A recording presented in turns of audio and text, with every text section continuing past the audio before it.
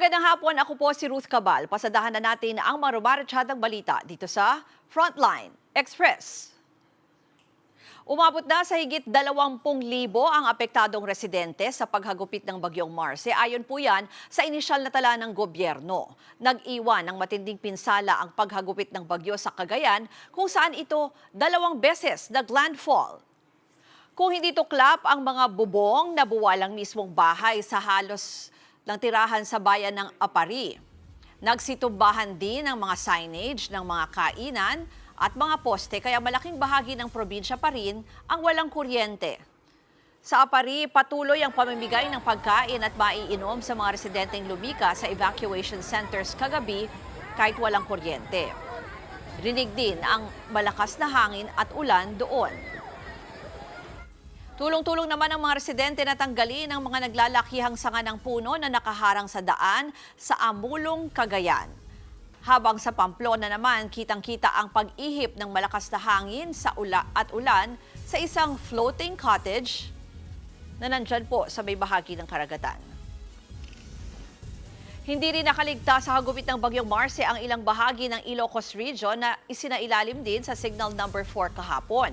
Sa tindi ng hangin ng bagyong Marce, nagbagsakan ang mga puno at ilang poste sa Batac, Ilocos Norte.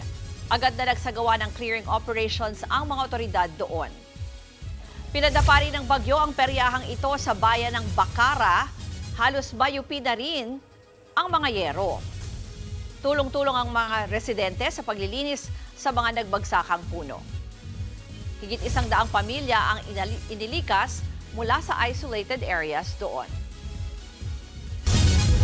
Lalo pa ngang humina habang papalabas ng Philippine Area of Responsibility ang bagyong Marce. Huli itong namataan 100 kilometers kanluran, hilagang kanluran ng Lawag City, Ilocos Norte. Tinatahak nito ang Timog-Kanlurang direksyon na tuluyan ng lalabas ng PAR sa mga susunod na oras. Sa ngayon, nakataas pa rin ang Signal Number 2 sa hilagang kanlurang bahagi ng mainland Cagayan, kanlurang bahagi ng Apayao, Abra, Ilocos Norte, at hilagang bahagi ng Ilocos Sur. Signal number 2 naman sa Batanes, number 1 naman sa Batanes, Babuyan Islands, dalalabing bahagi ng mainland Cagayan at Apayao. Pati na rin sa hilaga at kanlurang bahagi ng Isabela, Nueva Vizcaya at Quirino. Signal number 1 din sa Kalinga, Mountain Province, Ifugao, Benguet, La Union, nalalabing bahagi ng Ilocos Sur, Northern at Central portion ng Pangasinan. Samantalang may panibagong low pressure area ang namataan sa labas ng PAR. Ayon sa Pag-asa, malaki ang tsansang papasok ito sa bansa at posibleng maging ganap na bagyo sa mga susunod na araw. Sa gitna ng sunod-sunod na bagyong tumama sa bansa, inalala ni Pangulong Bongbong Marcos ngayong araw ang ika-11 anibersaryo ng pananalasa ng bagyong Yolanda. Sa isang pahayag, sinabi ng Pangulo na hindi dapat kinakalimutan ang mga aral na iniwan ng pinakamalakas na bagyong nanalasa sa bansa bilang paggalang sa alaala ng mga nasawi. Mahalaga raw na mapalakas ang mga komunidad at lokal na pamahalaan bilang depensa sa mga kalamidad at matiyak na agaran ang pagbibigay ng tulong. 2013 ang humagupit ang bagyong Yolanda sa Visayas, higit 6,000 ang nasawi sa pananalasa nito. Sa ibang balita, muling ginit ni Pangulong Bongbong Marcos ang karapatan ng Pilipinas sa teritoryo nito. Kasunod po yan ng pinirmahan niyang 2 batas. Inihahayag ng Philippine Maritime Zones Act kung aling bahagi ng karagatan sa paligid ng bansa ang may otoridad ng Pilipinas. Itinatag naman ng Philippine Archipelagic Sea Lanes Act ang 3 rutang pandagat at panghimpapawid para sa mga barko at eroplano ng ibang bansa. Sa bisa nito, hindi makokompromiso ang national security ng Pilipinas. Makakatulong din daw ito sa mga mangingisda dahil maiiwasan nila ang mga malalaking barko. Kasunod nito, maglalabas ang pamahalaan ng bagong mapa ng Pilipinas. Malinaw na makikita raw dyan ang bahagi ng teritoryo ng bansa na West Philippine Sea. Our people, especially our fisherfolk, should be able to pursue their livelihood free from uncertainty and harassment. We must be able to harness mineral and energy resources in our seabed. It is my fervent hope that with the help of these 2 laws, We will continue to pursue and defend our maritime interests. Hindi ako takot sa inyo. Yan po ang banat ni dating Pangulong Rodrigo Duterte sa Kamara kasunod ng muli niyang pagdedma sa pagdinig ng Quad Committee tungkol sa war on drugs. Nadismaya kasi ang ilang mambabatas at sinabing baka raw natatakot lang ang dating Pangulo na humarap sa komite. Ginit ni Duterte na wala na siyang kailangang sabihin sa Kamara dahil nailabas na niya lahat sa kaparehong pagdinig naman sa Senado. Sabi pa ni Duterte, wala umano siyang natanggap na imbitasyon para sa pagdinig kahapon. You don't scare me a bit. Galing na ako pagka-presidente, huwag nila akong ganunin. Galing na ako sa Congress. Nag-mayor ako, nag-congressman ako, nag-presidente na ako. Do not give me that. Kasunod naman ang pagkapanalo ni dating Pangulong Donald Trump sa eleksyon sa Amerika, binalaan ni Philippine Ambassador Jose Manuel Romualdez sa mga Pinoy na walang dokumento o iligal na nandoon na huwag nang hintayin na sila ay ma-deport. Isa kasi ito sa gustong ipatupad ni Trump, yun pong massive deportation sa illegal immigrants doon. Ayon kay Ambassador Romualdez, karamihan sa mga undocumented na Pilipino sa Amerika ay naghihintay na lang na maaprubahan ang mga papeles. Pero mas mabuti na raw na umuwi na lang muna sila sa Pilipinas. Hindi na raw kasi sila makakabalik sa Amerika kapag na-deport na.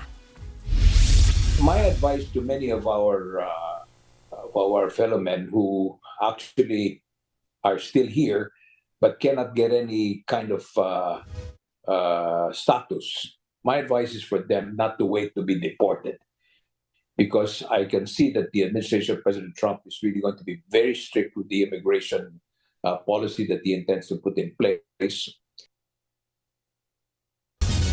Susunod, lalaking lasing, 2 beses nabundol ng motorsiklo sa Tondo. Yan at iba pang balita sa pagbabalik ng Frontline Express.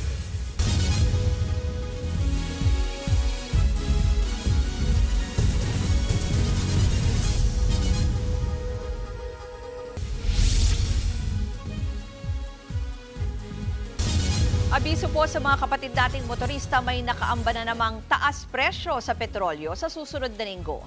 Sa forecast ng Department of Energy, halos 2 piso ang itataas sa kada litro ng diesel. Hanggang 1 peso and 40 centavos naman ang itataas ng presyo ng gasolina. Madaragdagan din po ng 1 peso and 20 centavos ang presyo ng kerosene. Ayon sa Department of Energy, bunsod yan ng interest rate cut sa Amerika, pati na ang bumababang halaga ng piso kontra dolyar. Natupok ang nasa 60 bahay sa isang residential area sa Tondo sa Maynila kaninang madaling araw. Away mag-asawa ang tinuturong mitya ng apoy.